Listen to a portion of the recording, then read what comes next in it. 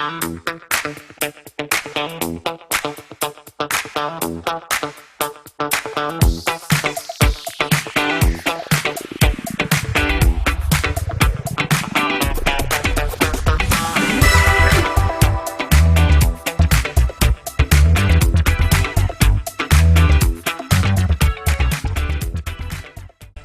Joan. How are you? Welcome back to Vegan Pulse. Hi, Nancy. So glad to be back on Vegan Pulse. I love the background, the colorful background you have.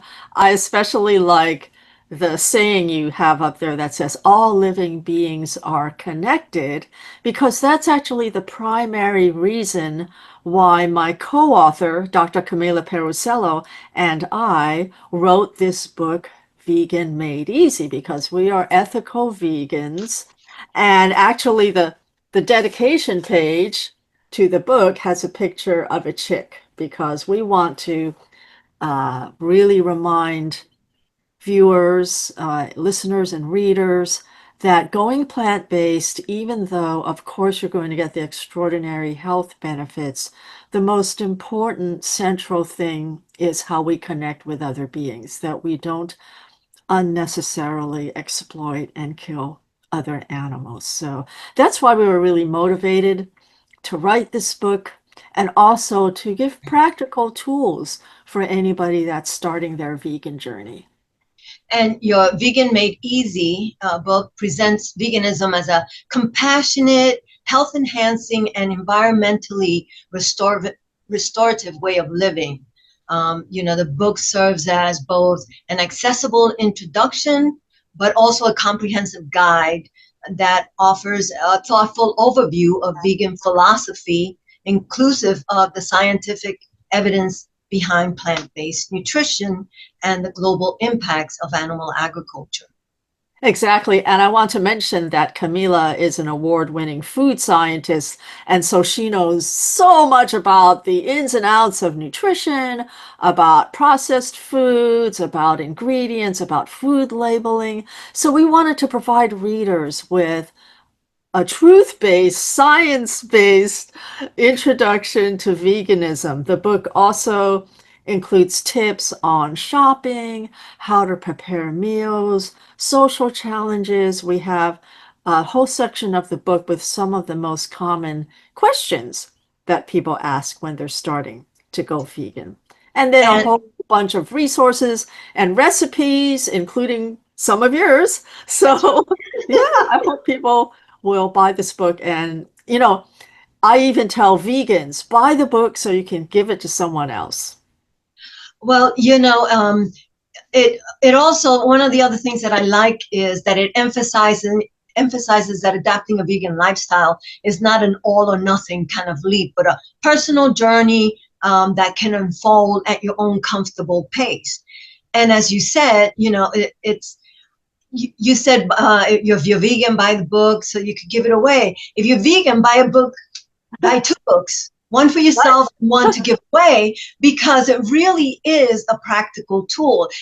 Like you said, it has frequently asked questions, but it also has shopping guides, as you said, recipes, but it also breaks down like all the facets or a lot of facets of veganism, like its impact on the earth, on your health, and so on. So it's kind of like a little reference book.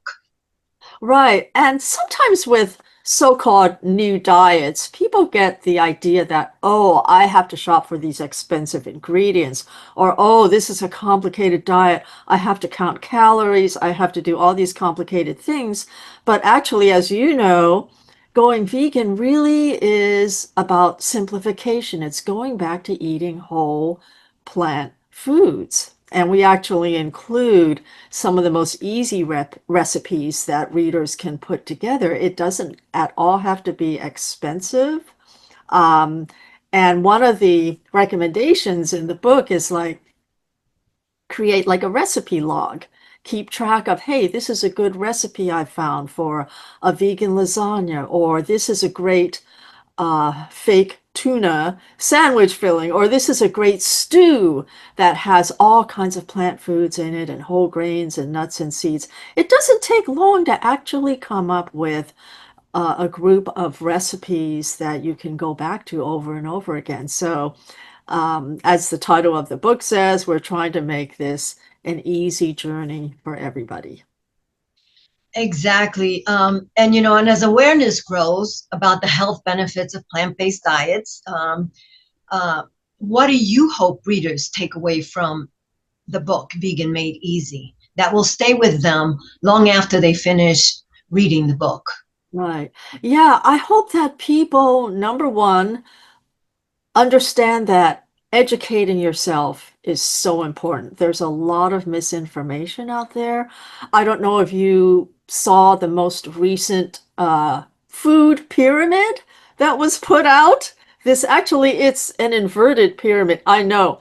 And it says something like, what does it say? Something about eat real food. So it has pictures of animal product foods along with the fruits and veggies, but it just doesn't make sense. So I'm hoping that people understand the basics of nutrition. There's many times throughout the book where we point out the health damages of an animal-centric diet, many of which, of course, are backed by scientific studies. So we want readers to understand that as soon as you start going vegan, you're going to start seeing the health benefits almost immediately. Right. Another thing is that I have found that oftentimes people who start out for health reasons, because they're understanding what it does for their well-being, their sense of inner compassion, it really opens them up to seeing the world in a more connected way, realizing that the animal that formerly was on your plate was an individual with an interest in living just as strong as yours. So I think veganism, it goes so much beyond diet to establishing a sense of kindness and inner peace, both for yourself and for others. And ever since I started, when I first started, I looked at all the facets of veganism. I always consider veganism really. I mean, we know that it's mainly about the cruelty to the animals, but I believe that it's a social. It's bigger than that, because it's a social justice movement. And what I like about the book is that your core message highlights veganism as an expression of kindness towards animals, a path to improve personal well-being, and a meaningful contribution to make this a more sustainable climate healing world. And these are three major concepts of veganism that people don't talk about so much. I mean, we do talk about the health benefits, but with the climate deniers, Mhm. when they talk about conferences and then they serve up hamburgers, Yes. it's kind of, how do you call it? Not it's kind of moronic, actually. If you're talking about, saving the planet, and you're serving up one of the main destructions of the planet, it's kind of like you don't have your things aligned, and the same thing when it comes to your health, right? Because Mm. a lot of doctors don't have nutritional education, although Exactly. Dr. Bernard and others are trying to change that. But in the meantime, if you get one of these doctors that are not those doctors that are how do they call it, a lifestyle Right. based doctor, right, which would include everything, then they're telling you, if they tell you what to eat erroneously, they're telling you stuff that's not true.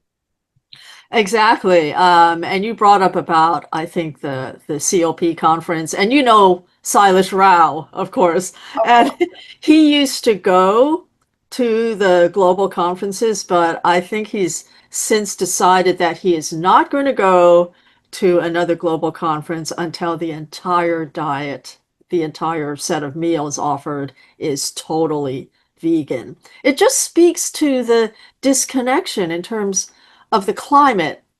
You could say that it's kind of hard to see the direct connection every day between your food choices and what's happening with the climate because we're talking about a global atmospheric scientific sort of influence that is really kind of hard to visually see every day, which is why I think the health avenue in some ways is for a lot of people the best place to start because it's about your own health.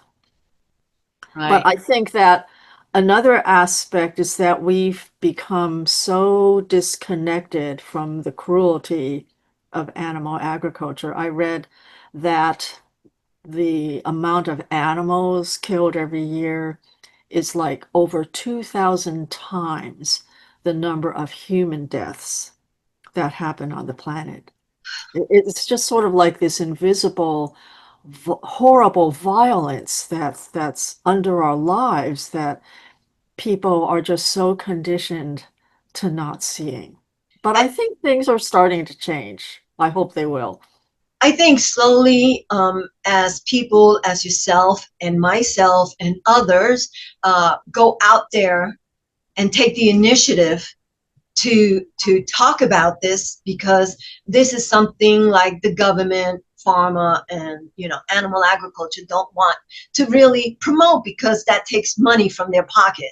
Okay, and we know that this government is all about money in their pocket, but even before that, those organizations are about money in their pocket.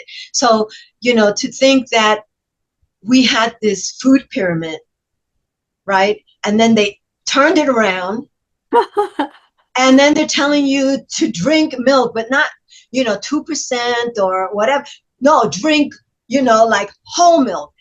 So obviously, these individuals do not really care about our health, No. because if they did, that pyramid would not exist, right? Right, right. They don't care about our planet, because if they did, when they're talking about climate and environment and sustainability, then veganism should come into that discussion, and it doesn't. They don't care about the animals.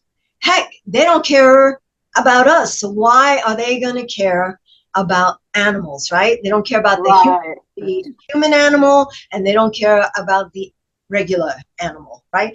So why would you listen to them? I mean, you need to, like, get that conditioning out of your head and start to understand that you need to research for yourself, because you can't Exactly. rely on them to do what's best for you.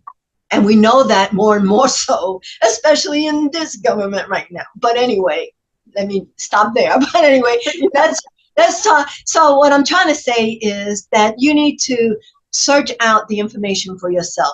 Climate change is real.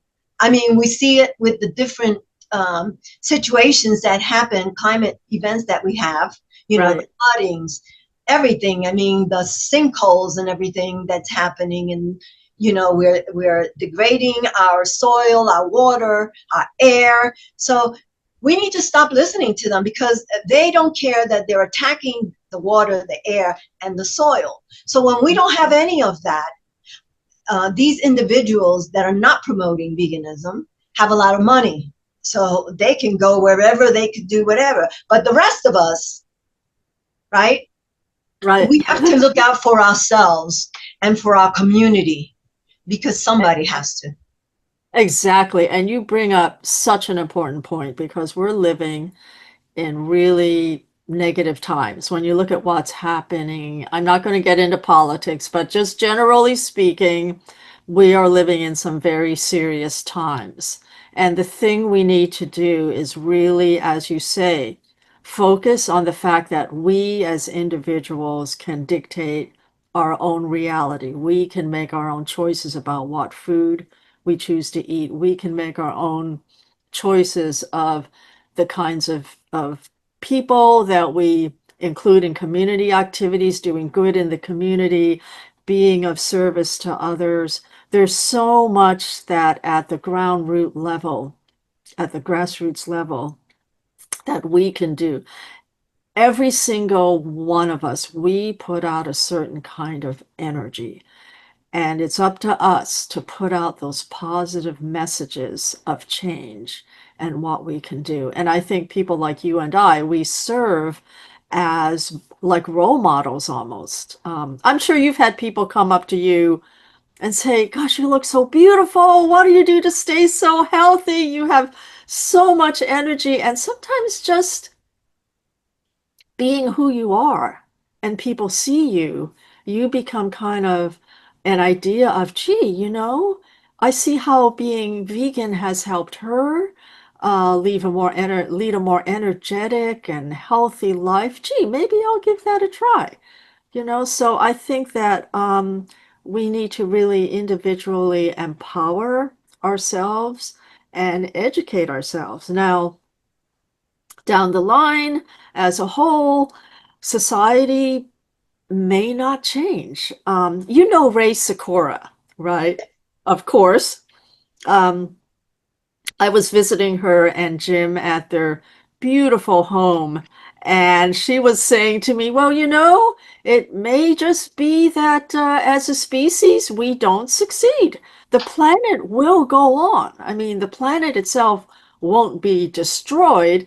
It just may be that due to humanity's choices, we may extinguish ourselves, you know? And I know that's kind of a negative message, but then it goes back again to, well, as an individual, I'm going to do the choices that I know are right for me and that I'm doing it on the right side of history. I'm making that positive impact, and every one of us can do that. For sure. And, and right now, what we need the most is kindness, compassion, empathy, and veganism, surrounds itself, or, it's just made up of just that. That's the whole ideal behind veganism, kindness, compassion, and empathy, not just for human animals, for animals, the planet, for our community, for everybody. So promoting veganism is promoting compassion as well. But what I want to know is, was there a particular piece of data or research that surprised you or strengthened your commitment to veganism when you were writing the book? Yeah, probably. Let's see. Now, I've been vegan for about 12 years now, and about 10, 12 years ago was really when the awareness about the climate crisis was coming to the fore. So I think that had a real influence upon me. And then I think us longtime vegetarians, I think a lot of us just kind of come to a point where we feel like, gee, this is not right. I'm still, as a vegetarian, contributing to animal cruelty. And we need to be patient with people. And I point out my example. I'm not one of these vegans that was vegan for 30 years. I was vegetarian first. But I think my example shows that, yeah, at any point, you can make the change. And we're not here to judge people to say, oh, you shouldn't have been vegetarian. You should have been vegan right away. How come you didn't make the change sooner? It's not about that at all. As long as we're motivating people to move in the right direction, that is what counts, and we should celebrate that. For sure. And that's why, on the Vegan Pulse, I like to bring out different individuals' journey, and not just necessarily the people that are famous, but everyday people like you and I, to show others in our community that it doesn't have to be like someone who's just like Dr. Bernard or Dr. you know what I'm saying? Or Dr. Davis or all the other ones, Milton Mills, whatever. You could just be regular, day-to-day person like me, and you decide, hey, you come to this, and then you decide, hey, this is the way I want to be because this aligns more with my ethics. And you were talking about your journey, how it may come, be more patient. For myself, 20 years ago, I tried to go vegetarian, my downfall was that, well, I said I'm going to go vegetarian, but I really didn't know what that meant. I didn't research it. I just thought in my head I knew what that was. So I started eating pasta and salads, and after a month I was like, I'm dying. I need, animal flesh. It is true. I need animal flesh. But it wasn't true. And then so I stopped being vegetarian at that time. And then I tried it again when I met my partner because he was raw. He ate raw. He had a raw diet. And so he knew, and he'd been doing it for 20 years or so, and he knew the nutrition information that I should have looked up when I decided to go vegetarian, right? And then maybe I would not have failed. But then with his help, and of course, my friend Mike, I became vegan. And then, 12 years later, here I am, vegan for the animals and trying to make amends to the animals for all of my years that I didn't listen or didn't become vegan. Yeah, I really like the point that you bring up. It's like, I'm not a medical doctor. You're not a medical doctor, right? We're not scientists, but we did our homework. We educated ourselves. We read books. By the way, all the information in Vegan Made Easy, there's an extensive section at the end that tells all of the sources where we got all of our information. But by doing this, by educating yourself, you actually become an expert and you never stop learning. It's constantly learning about different foods, about what's happening to animals, what's happening to the planet. I always kind of kid people when I talk to them and say, you know more about plant-based nutrition than your doctor does. And in many cases, that's true. I'm sure you're tired of, going into your doctor's appointment and they say, oh, are you getting enough protein? The typical questions. When somebody asks you that, when somebody asks me that from now on, if you're getting enough protein, I'm going to say, are you getting enough fiber? Yeah. Because that's more important. Yeah.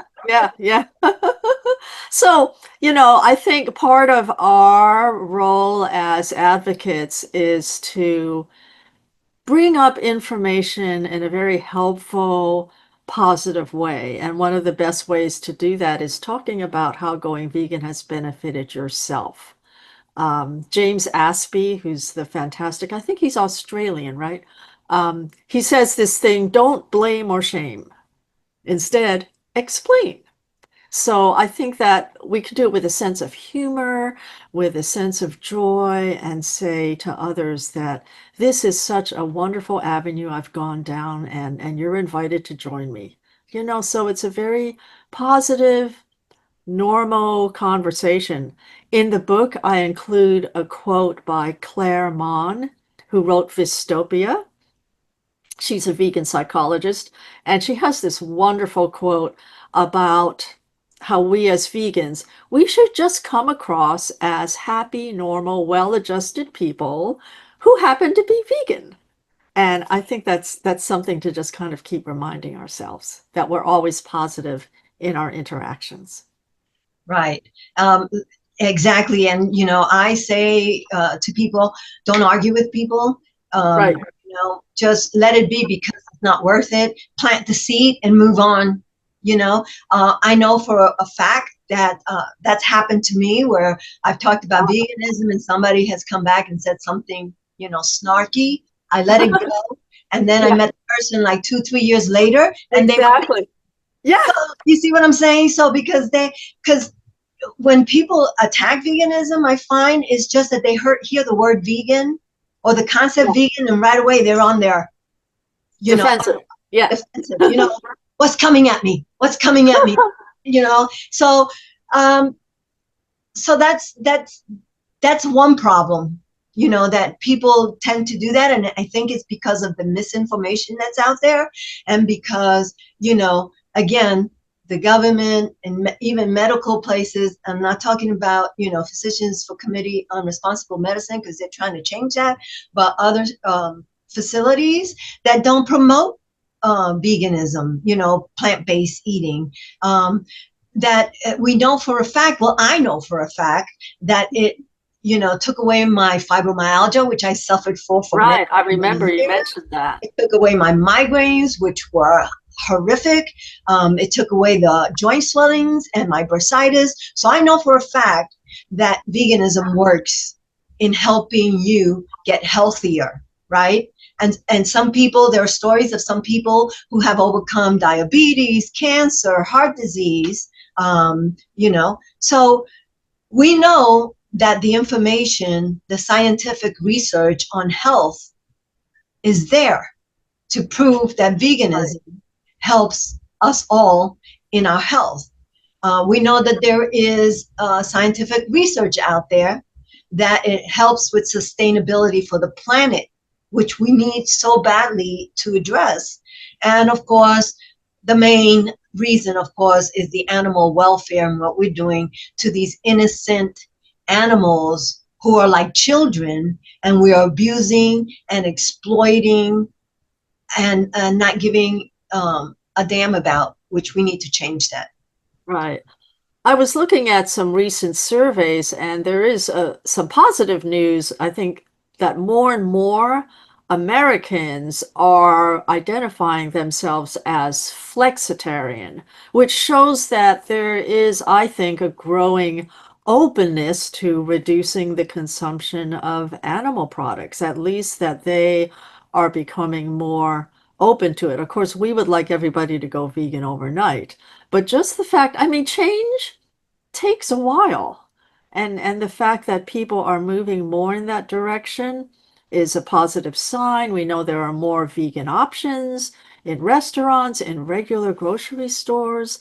Um, I've noticed that there's more and more doctors who identify themselves as specializing in what you alluded to earlier, lifestyle medicine, so that people are looking at all aspects of how you live every day as contributing to your welfare. And it's not only physical, it's also environmental and mental health.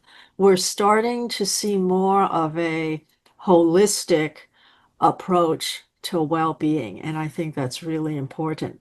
Um, and I do want to put in a plug for Dr. Michael Clapper, who I'm sure you know. He's started an initiative called Moving Medicine Forward, where he is going to hospitals and educating these doctors about healthy food. Although I do have to say, I was visiting someone in the hospital last week, and I guess they give the patients a kind of cardboard menu, and Mhm. for breakfast, there's bacon on there, there's sausage, there's eggs. It's like, wake up, people. Um, these are the worst foods you can possibly give to anyone, healthy or not.